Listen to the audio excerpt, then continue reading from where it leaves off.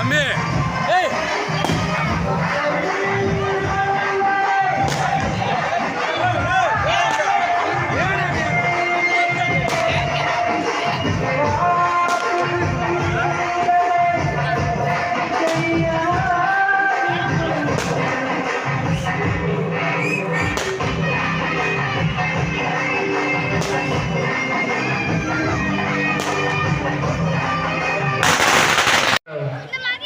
Hello.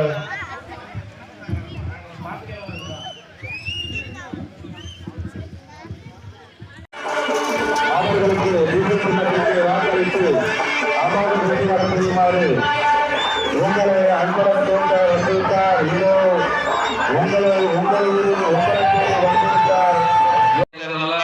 முதலமைச்சர் ஆகணும். அவர் முதல்வர் ஆனாதான் நம்மளால நல்லா இருக்க முடியும். அதே காரியமா எல்லா இடத்துலையும் சொல்லிக்கிட்டே வர்றது என்னன்னா, நம்ம வேட்பாளர் இருக்காங்களா, உசிலம்பட்டி தொகுதி வேட்பாளர், அவங்கெல்லாம் ஏற்கனவே எம்எல்ஏவா இருந்தவங்க. 5 வருஷமா நம்ம தொகுதி எதுவுமே செய்யல. அரசியல்வாதியும் நம்மள நல்லா வைக்கல. நம்ம தான் கஷ்டப்பட்டு வாழ்றோம். நீங்க உழைச்சுதான் நீங்க நல்லா இருக்கீங்களே தவிர எந்த அரசியல்வாதியும் நம்ம நல்லாவே வைக்கல. இந்த ஒரே ஒரு தடவை மாற்றத்தை கொடுங்க, இந்த ஒரே ஒரு தடவை மாற்றத்தை கொடுங்க, விசில் சின்னத்துல ஓட்டு போடுங்க. நாங்க உங்களை நல்லா பாத்துக்கிறோம். தலைவர் மக்களோட மக்களா இருக்காரு, உங்க வீட்டு பிள்ளையா இருக்காரு. நாங்க இருந்து பாத்துக்கிறோம், கண்டிப்பா பாத்துக்கிறோம். நீங்க எதை பத்தியும் கவலைப்பட வேணாம். இந்த ஒரே ஒரு தடவை வாய்ப்பு கொடுங்க. அதே மாதிரி மக்களோட உங்களோட கூட்டணி வச்சிருக்காரு, நீங்க விட்டுறாதீங்கம்மா ஐயா, விட்டுறாதீங்க. இந்த ஒரு தடவை விட்டுறாதீங்க. நல்ல தலைவர், நம்மளை நேசிக்கக்கூடிய தலைவர், இந்த ஒரே ஒரு தலைவர். அதாவது 50 வருஷத்துக்கு முன்னாடி இந்த பெரிய மனுஷனுக்கு தெரியும். ஒரு 50 வருஷத்துக்கு முன்னாடி ஒரு எலெக்ஷன் வந்துச்சு, அப்ப ஒரு ஆட்சி மாற்றம் வந்துச்சு. அந்த ஆட்சி மாற்றத்தை தந்தவரு எம்ஜிஆர்.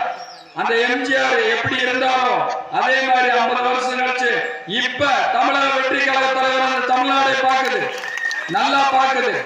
அவங்க முதலமைச்சர் ஆக்கணும்னு மனசுல நினைச்சிட்டாங்க. கண்டிப்பா ஒரு முதல்வர் ஆவாரு, கண்டிப்பா ஒரு முதல்வர் ஆவாரு. நம்மளாம் நல்லா இருப்போம், நம்மளாம் நல்லா இருப்போம், கண்டிப்பா நல்லா இருக்கும். அதே மாதிரிமா பெண்களுக்கு எந்த விதத்திலும் இந்த தமிழ்நாட்டில் பாதுகாப்பு, எல்லாருமே நல்லா இருப்போம். இனிமேல் நல்ல காலம்தான்.